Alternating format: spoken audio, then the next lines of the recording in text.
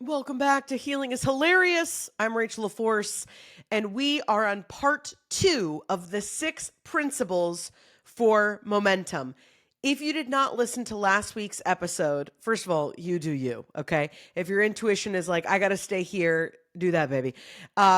If you're a rule follower, go back and listen to last week's episode. It gives you the first 3 principles. So last week, we've been talking about momentum over the last couple of weeks.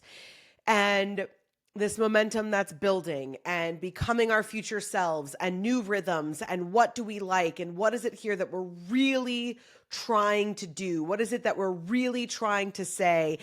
And all of this conversation and all of this external and internal work is leading up to this kind of big, if I had a sound effect, it would be that, that like big, you guys have no idea what I'm talking about. Okay. That big, just kind of reveal moment sound effect. That's what this is all leading up to. There's a big crescendo of us meeting our future self, which is such exciting fucking just energy. And also, as we know, whenever we get closest to the thing is when it gets the most difficult. I believe I shared this, that I saw a quote a couple days ago, because of course she did. Mama loves a good quote. And it was, you're not doing it wrong. You're just at the part where most people give up. And I leave that with you with light and love, because it about turned me upside down. And it was actually from that energy that is within that quote, that idea that spawned really being in meditation and hearing. I always say that I'm a comedian, I'm an intuitive, I'm a media entrepreneur, I'm a mom, I'm all these different things, but ultimately I'm the obedient channel. And what it is that I hear that I know is meant to be shared, I share. I don't edit it. This is what's coming through. This is it. You know what I mean? Don't kill the messenger. And so there's really these principles for momentum, because we feel this change, we feel everything that's coming, and what do we need? So I wanted to leave that with you just in case as a refresher of what we went over last week. And if you're listening to this for the first time, that is the energy that we're kind of living in for this episode. So last week we talked about the first 3 principles. Number 1, assessing the gap between where you are, what are your daily habits, versus where you say you want your life to be, what it is that you're moving towards, your vision. And we have to assess what is that gap of the 2 things in between, so that we can create a roadmap to get you from where you are to where you want to be. Number 2, the principle that the people you love aren't perfect. They're just not, they're never going to be. And spoiler alert, neither are you. But so much of our discomfort, our frustration comes from us going to them being like, you didn't do, you didn't, and we don't need it. So we talked about creating this 20% gap to give them more grace. Go and check that out. And number 3, releasing, quote unquote, the right way. That this idea that if we do things correctly or in this right fashion or at the right time, that somehow we will avoid pain, discomforts, rejection. And the reality is that's just not true. We actually have to, some of the momentum is taking the hit. You get better and better at the thing by learning to take the hit. Fall down, get up, fall down, get up, right? I always say it's act 2 of every great sports movie or adventure film, where it's like act 2 is where they get knocked down again and again and again. And it's that get back up and those heartfelt speeches. And that is really where we are. So that brings us to number 4 for today. And today we're going to talk about 4, 5, and 6. And we're going to wrap up this series. So number 1 is focus on yourself. I know you're going, groundbreaking. Glad I tuned in for that sage advice. Here's the thing. You're not actually focusing on yourself. You're focusing on the outcome. Remember that sound effect? I wish I could pull it up fast enough. It's that just reveal sound effect. That's what is here, okay? You're not focusing on yourself. You're focusing on the outcome, which means you are projecting into the future of what that is. That's not focusing on today. That goes back to number 1. It's assessing that gap. You're not paying attention to what it is that you're doing every day. If you're saying, oh, future me schedules time to be creative or just to be with their journal or to be with their script or to be with whatever, but you're not doing that, then you are focusing on the outcome and you're not focusing on yourself and on the action, right? And so much, again, it goes, all of these, by the way, if you haven't picked this up, are all intertwined, right? Because everything is. It's all just energy and energy patterns that, keep presenting themselves to us.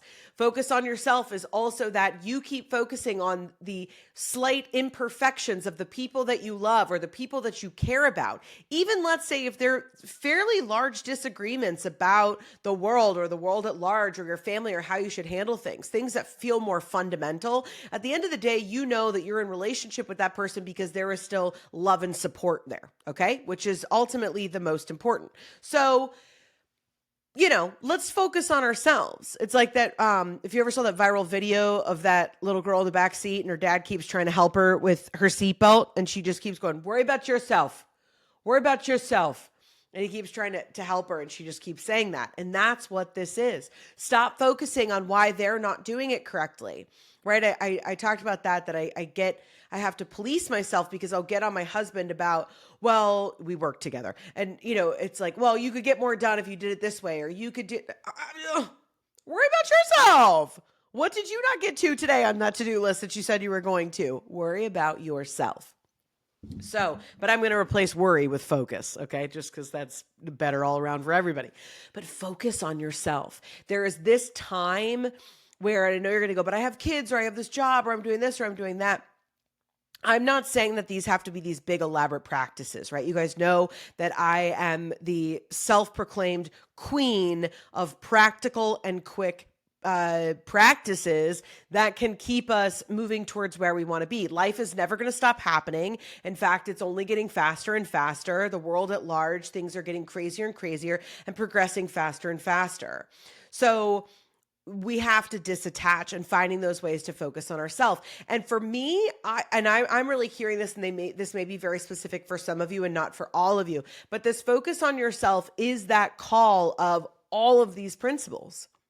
Focus on that gap. What is the gap between your daily habits and where you say you want to be?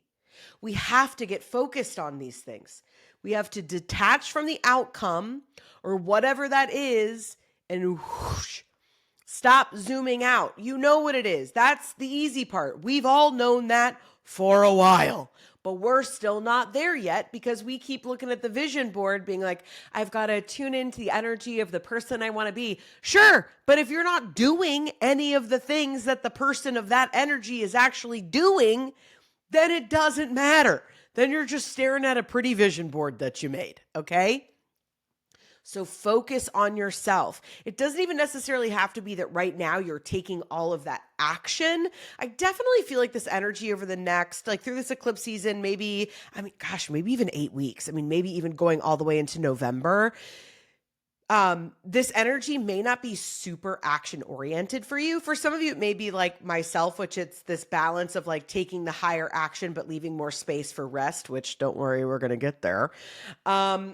But it's just being aware of that and kind of figuring out, again, that's this call for focus, is zooming in and really figuring out, again, going with that fine-tooth comb, that tweezer that we talked about a couple weeks ago on the podcast, and really getting clear on what do we need to clean out and get really clear about that focus, because that's where the momentum that wants to take you, and that's where that confusion is coming in, is that we're going with the collective momentum and you're feeling like you're getting knocked over. And that's because you're not doing that slowing down piece to be able to assess or, again, worry about yourself and focus in on what do we need to do so that we can move with that momentum. Number 2. Some of y'all are not going to be happy about this. Do not put off to tomorrow what could be done today. Okay? I know. Hold the applause. Do not put off for tomorrow what could be done today. This is the difference. I would say this is one of the most key things that is keeping you detached from your future self. From getting that job, from finding that person, from, insert your thing here. The dissonance there is because you keep being like, oh, tomorrow, or oh, I'll do it later. And you think that it's not this hidden task. It's like, oh, well, I'm tired, or I just don't have the time to do it. And it's like that resistance to doing the things that we need to do, that is what's stretching this out. That is what's cogging up this wheel. And there's a difference between like, oh, we're already in the car, we don't have time to do that thing, or oh, like, of course, life happens. Again, read between the lines here, my friends. But I'm going to guess there is maybe 12%, which is a fairly large percentage of things that you pass off every day. And then the things that you pass off, that list gets longer and longer and longer. For instance, I've been waiting for a really long time to make 2 appointments for myself. 2 appointments, 2 different doctor's offices. That's all it was. And I kept going, oh, well, I'll do it tomorrow. Oh, well, now they're going to be closed. Oh, they're at lunch. Oh, now I'm at lunch. Oh, now I'm closed off. Like, just make the call. And it's because I have some conflicting feelings about some of those appointments that I need to make. Well, guess what? Whichever way you go, or what's going on with your body and your health and all of these things, we're not going to be able to make our decision that is the most supportive and in our highest if we're not even tending to those things. So I know that that's true for you. And even if it's not kind of a decision-making factor, let's just say it's like those things that add up on your to-do list, that becomes stuck energy. Do not put off for tomorrow what could be done today. This goes into hard conversations. You're frustrated that this thing isn't working better, whether it's with somebody at work or your spouse or family or whatever. Going back to that again, principle number 2, that the people we love the most are not perfect. And so you keep not wanting to have this sense of confrontation. We've gotten over that, friends. We have decided that we are comfortable, we are safe with confronting things because we trust ourselves and we trust our boundaries. Do not put off for tomorrow what can be done today. Again, so much of these 6 principles of momentum are not just about the momentum of carrying you over that reef and getting you to the other side and creating a truly new world inside and outside. And for some of us, this may be you're newly on this journey and this is like kind of the first, pool of it all. Or maybe for you're like me where it's like, oh no, this has been a very long time coming. Like this poor horse is so dead. This horse that we just keep kicking. Like, can we just move the fuck on? Oh my God. Like if this was, it feels like, how many more versions of Law and Order can we make? It's like, we get it, like that's how it feels. Like the more that you just keep putting these things off, it's just doing that same thing. So we really want to get that clarity. And number 6, and this is maybe the most important, is rest in quiet. I know that we have been slowly making the space and the time for rest. We've been doing this for a while, and maybe you've gotten a little bit better at it. But maybe you're like me, where I was like, I still headed out on my walk this morning, and I was like, oh, well, I should get my headphones, and then I can get, what do I want? My da-da-da. And then I'm, spending 6 minutes figuring out, well, what podcast do I want to listen to? And da-da-da. And it's like, all of that is stimulation. The point of going on a walk is so that you could hopefully hear yourself for 2 fucking seconds. So this is just about elevating what we've been doing. And this is not, I want to say with all of this, because I know I could be guilty of this. Where you are right now is perfect. Who you are right now is perfect. We don't need to, or let me replace perfect with enough. It's not about perfection. Is enough. That I want to make sure that I'm very much not in that space of like, keep healing, keep healing, keep healing, keep healing. You'll never get there. You'll never get there. Like make healing your personality. Don't. No one fucking likes those people. Okay. I'm in the business of more support. I'm not here for a long time. I'm here for a good time. And I lived enough of my life being the number one person who was guilty of not supporting myself. And that shit is done. And that's what this momentum is about. That's what this new opportunity is about. That's what this whole new phase is about. it is in the most or the least annoying way possible.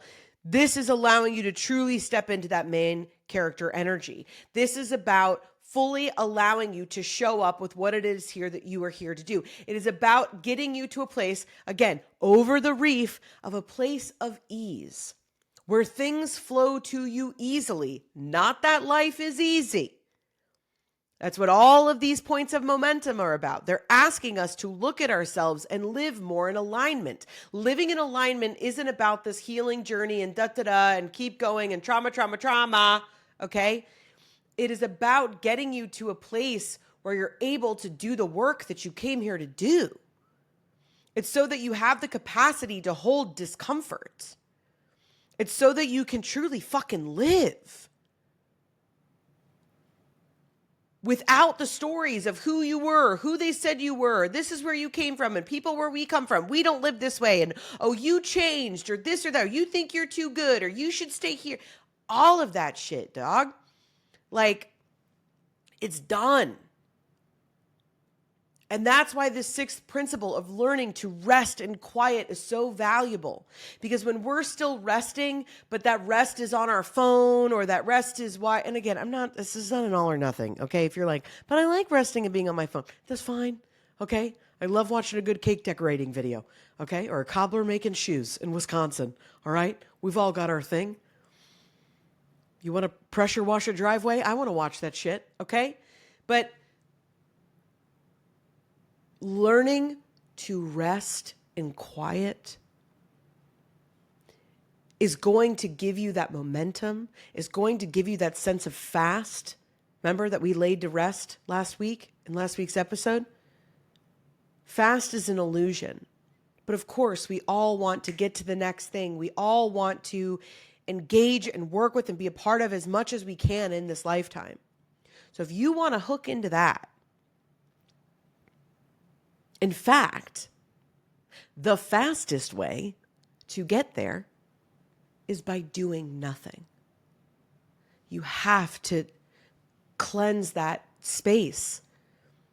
We live in a very interesting time. And every period of history is interesting for a myriad of other reasons, but we are living in a time of great uncertainty. We are living in a time of momentum, and where entertainment and education and false news and propaganda and progress and regression and all of these things are one tightly wound Rubik's Cube. It's a lot. And so what is required of us in rest is a whole new level.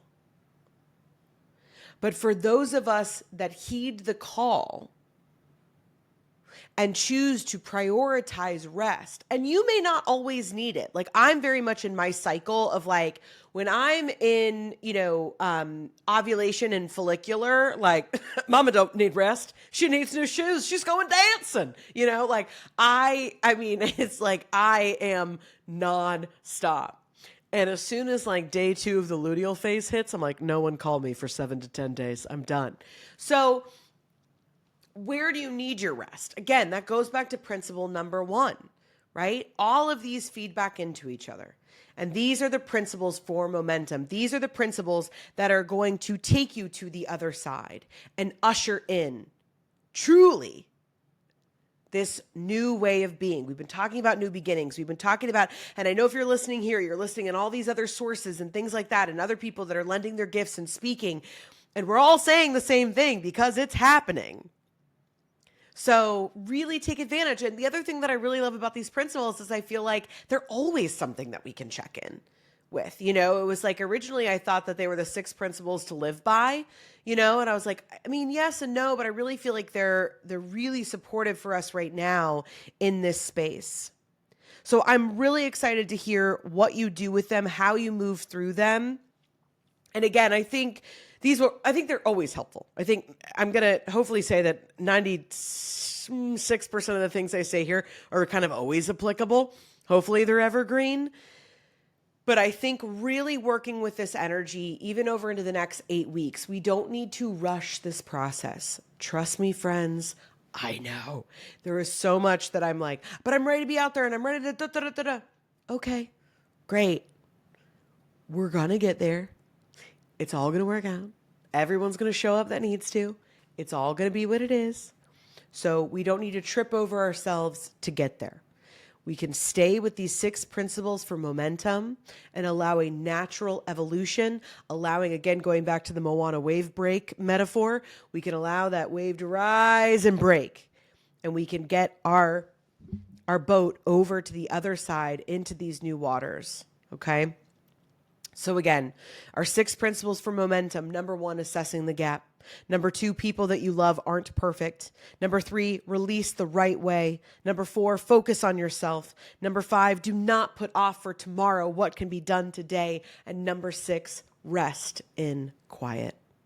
I love you so very much. And I am so proud of you. And I know how scary it is to do this work and how, oops, sorry, my phone fell. And how much, way to ruin the moment. And how much you may feel alone or scared or excited, and just, I want you to know that I'm holding space. She's holding space for all of it. And, oh, I don't even know if I should say this. I was going to say, I just saw in my head, like, merch that just said, like, holding space. But like, I always like, teasing it. I mean, I do. We love holding space, but I was just like, I feel like I would want one that's like holding space for this dick. Anyway, she ruined it. We had this amazing time together, and that's where it ended. But guys, healing is hilarious. Okay. And get at me if you want that merch. Maybe we can make it. All right. I love you so much. Thank you so much for being here, for your comments, for your energy and everything that you're doing in your own space, in your own community, in your own world. It is being amplified. It is being supported. And we truly are creating something so beautiful. All of my love to you. As always, tune out, tune in. Love you, mean it.